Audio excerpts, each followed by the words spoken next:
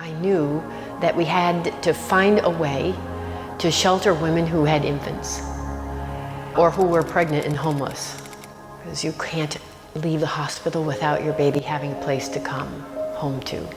We started buying property in Overtown, and we wound up with 5 buildings that needed great repair. And of course, I didn't know anything about running a shelter, but I did know something about what it was like to struggle.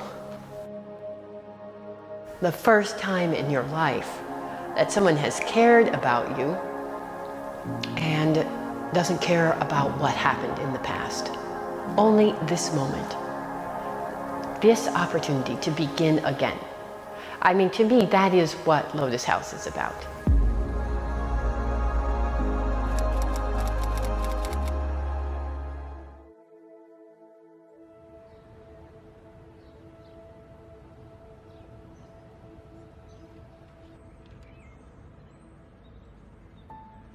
I had my own place actually. Was in an abusive relationship where the house got damaged really bad, so me and my kids got put out, and I was sleeping in cars and on the park and stuff. Well, when we first moved here, it was around Christmas time. You know, it wasn't what I expected it to be. I thought it was gonna be a little sad because, you know, it was around Christmas and we're coming to a shelter. When we first got here, the first thing I was asked, what do your kids want for Christmas? So that was really nice for me. Part of our work here is to deeply understand what the experience of homelessness is about for those we serve. And of course, hunger and food insecurity are normative in the lives of women and children who are experiencing homelessness, whether they're on the street or moving from pillow to post, waiting to get into shelter. How do we eat them? How do you eat them? Take the pepper off? Yeah. Okay, let mommy help you. Go!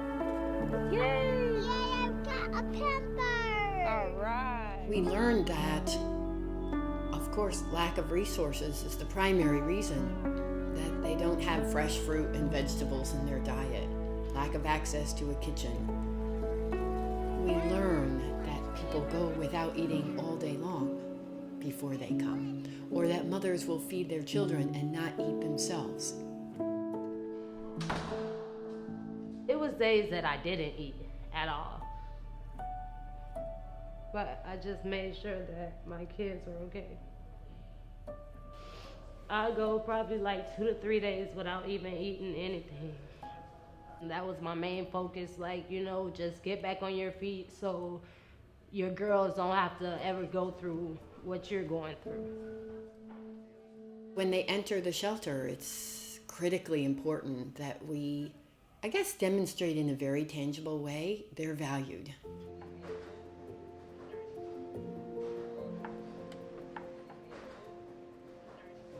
The Culinary Center program is really designed to build basic life skills and provide job readiness training.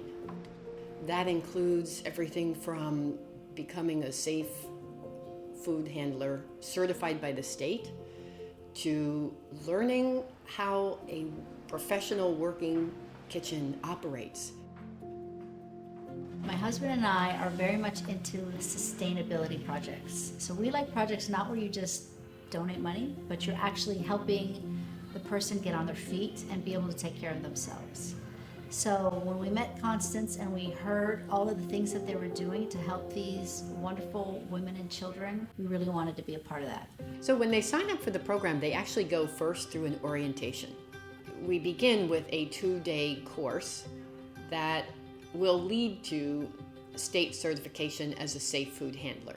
So what we'll do is we'll start with chapter 1, the food contamination. Okay? So when they take this class, I let them know that this class is more than reading and taking the test, but it's the start of the future. You're putting chicken, raw chicken on the top, and you're putting produce on the bottom. That raw chicken is going to leak, and now you get the bacteria from the raw chicken, which would cross-contaminate your vegetables. And by the time they finish at least this class with me in the internship, I just see a difference in them. They feel a part of a team. And sometimes that's all people need, is to feel part of a team and just to feel, the love. And some people find it that their love and their passion is with food and the food aspect. And they go in there, they become creative, and they go in the kitchen and they become a whole different person. I signed up to do an internship in the kitchen. I'm thinking, I'm just gonna be cleaning or stuff like that, but like during the class, we learned a lot. We design the internship so that you rotate throughout the kitchen. So it functions as a classroom, even as we are delivering over 1,000 meals a day. Okay, so you're gonna turn it to the side and just go like this. I've been working in the kitchen industry for 30 years, so I know a little bit of what I'm doing. As much as they want to learn from me, I'm an open book. The equipment in the center is bar none. It would be the same that you would find in any major hotel. We do that because we want our women to have a competitive edge when they get out into the work world. Our guests work alongside professional chefs. Right now, we're working with the guest chefs Michael Lewis from Q, one of the finest restaurants in Wynwood, and Victoria Del Oca from Le Chic, named in the top 5 up-and-coming young chefs here in Miami. So at Lotus House, we are prepping for the gala. We're gonna do a dinner for all the guests attending the gala. And we're gonna be prepping all the meals here at Lotus House with all the women. So I'll be here guiding the women, and then they're practically gonna be doing all the cooking. Make that up with a cilantro yogurt. Just any dairy with carrots gives it a very nice balance. Carrots are crunchy, a little bit of olive oil. Then we mix it. Let's mix it.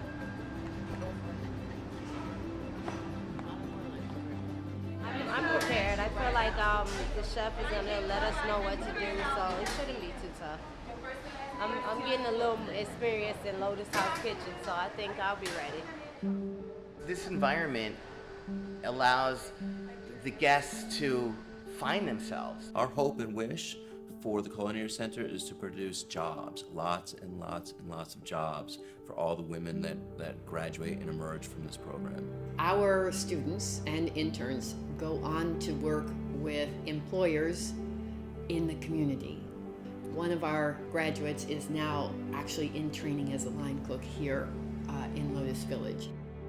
I'm actually very happy that, I came here. I feel like that I really stay focused.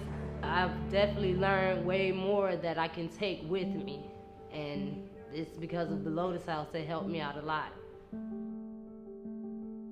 When we think about homelessness and we look at the interplay between violence and women staying in abusive relationships because they feel they have no out, empowerment is the key.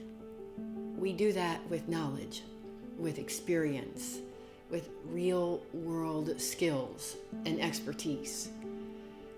This is how we uplift bodies, minds, and spirits.